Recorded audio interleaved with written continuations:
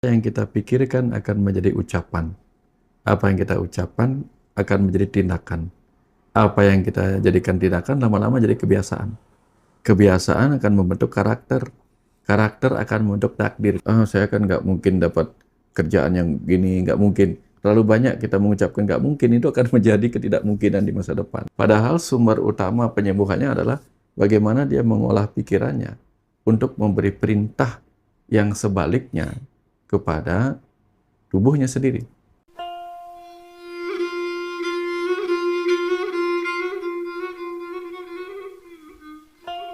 Kemampuan yang ketika ngomong sering jadi kenyataan itu tuh bawaan atau memang bisa diasah gitu? Biasa, Mas Hendra. Bisa diasah. Kita semua kalau mengikuti visi dan misi kita, menemukan diri sejati kita, menyadari diri kita, dan kita tahu bahwa kita bisa melakukan itu.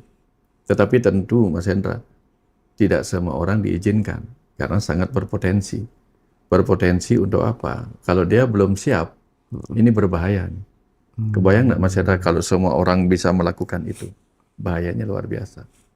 Dipilihlah orang-orang yang akan bisa mengendalikan dirinya, sehingga dia tidak sembarangan untuk sekadar menginginkan sesuatu hanya gara-gara marah lalu mengutuk dan menjadi kenyataan. Itu berbahaya, Mas Hendra.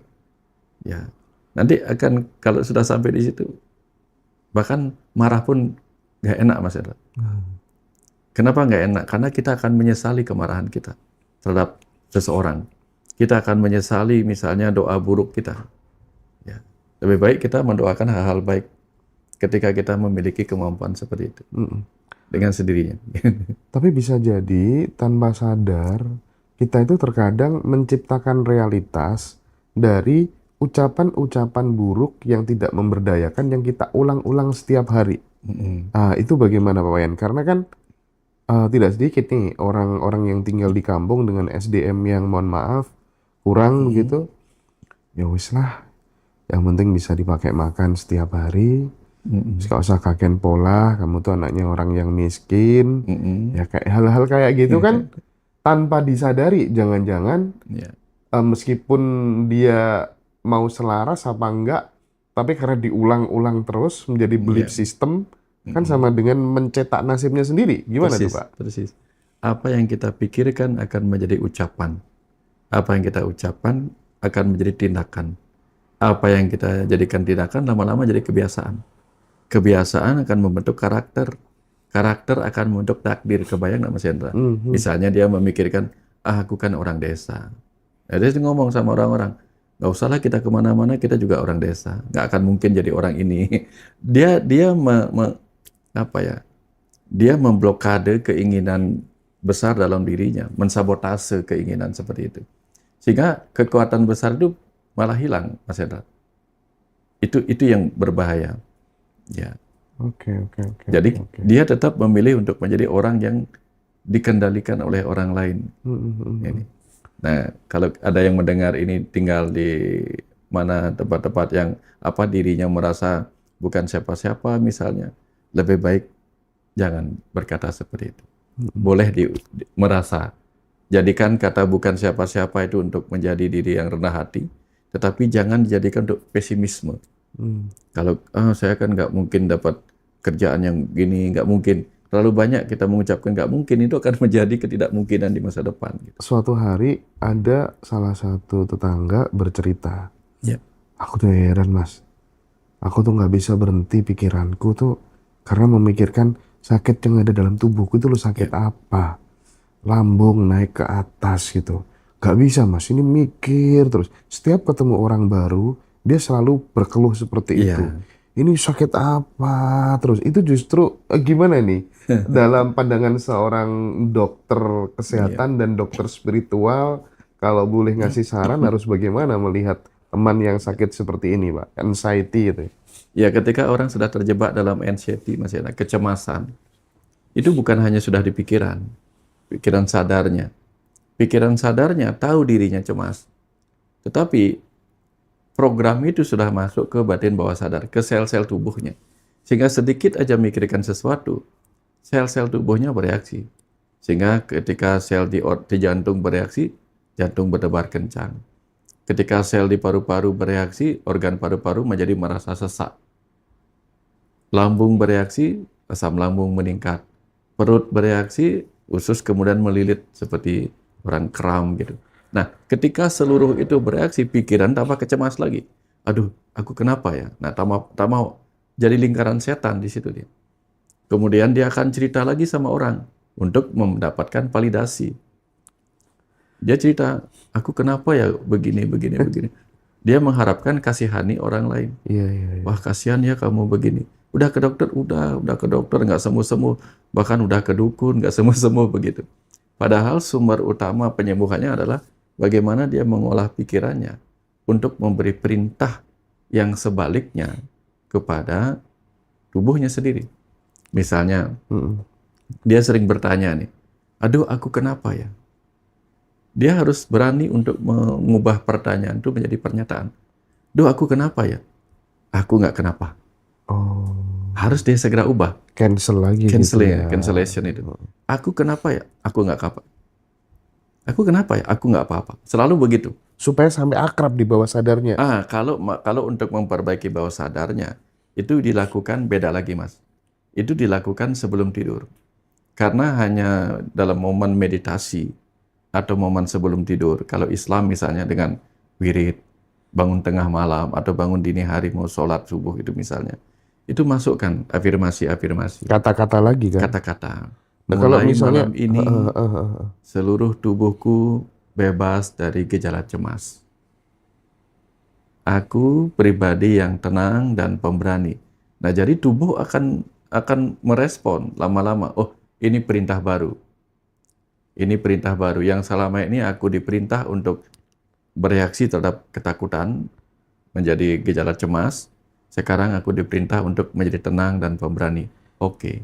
Jadi kata-kata atau lisan itu adalah corong dari sang kesadaran itu sendiri untuk sebagai manifestasi bos tubuh kita gitu ya Pak Wayan ya. Benar. Itu harus dipahami dulu gitu ya. Itu pertama. Oke. Karena pikiran sadar kita adalah direkturnya, manajernya dari perusahaan tubuh ini. Ini tidak hanya untuk anxiety, untuk banyak hal. Banyak hal. Untuk banyak hal. Kalau misalnya kita adalah orang pemarah, Heeh.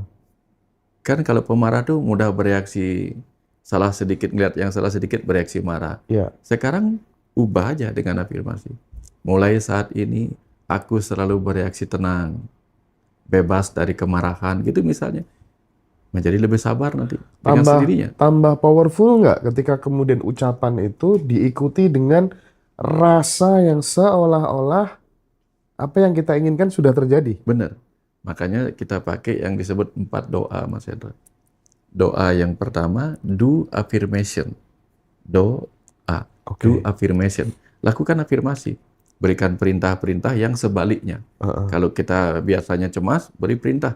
Aku bebas dari cemas, sekarang aku menjadi pribadi yang tenang dan pemberani.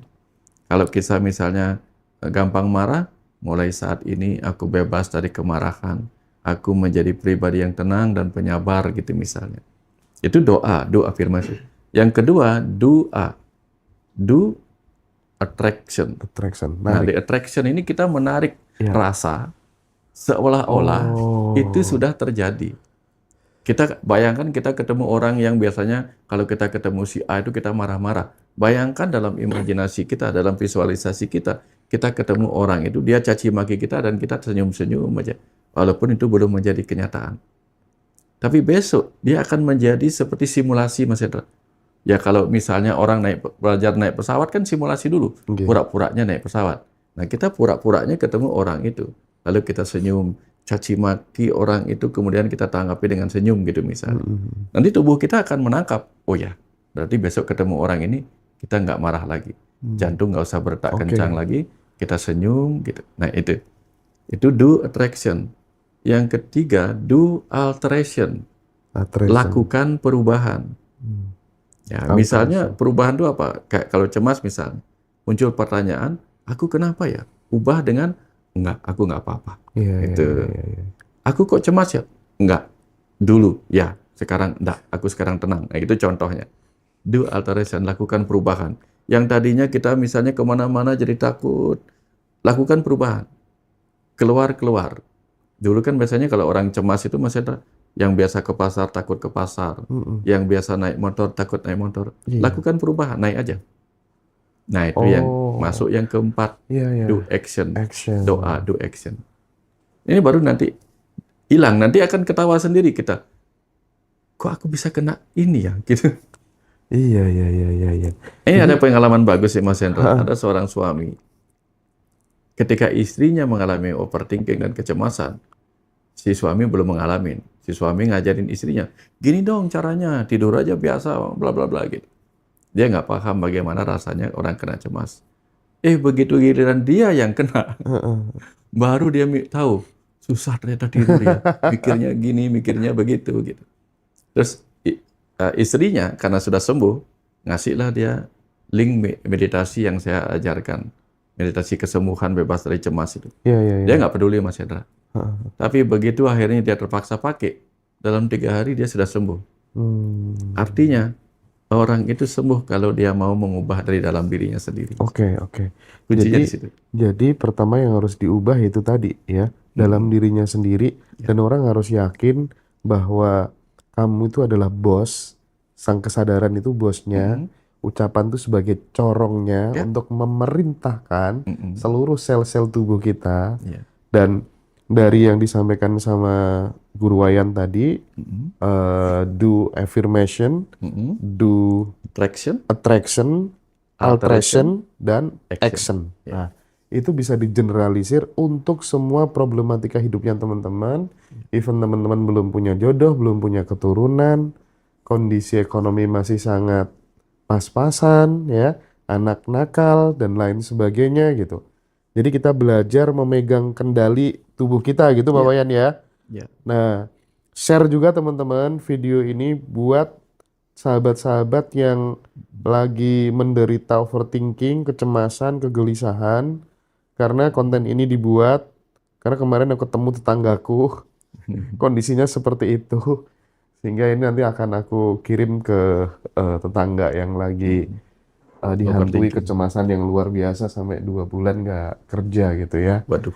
Oke, mudah-mudahan ini membawa manfaat, arti, dan guna buat kita semuanya, sahabat. Kita doakan beliau Guru Wayan sehat terus menjadi orang tua kita di Ngaji Roso. Silahkan teman-teman yang ingin mendalami pemikiran-pemikiran beliau, karya-karya beliau, silahkan dapatkan buku-buku beliau di admin Ngaji Roso. Bahkan sekarang ada buku beliau yang terbaru yaitu Hakikat Mahabharata. Hakikat Mahabharata, ya.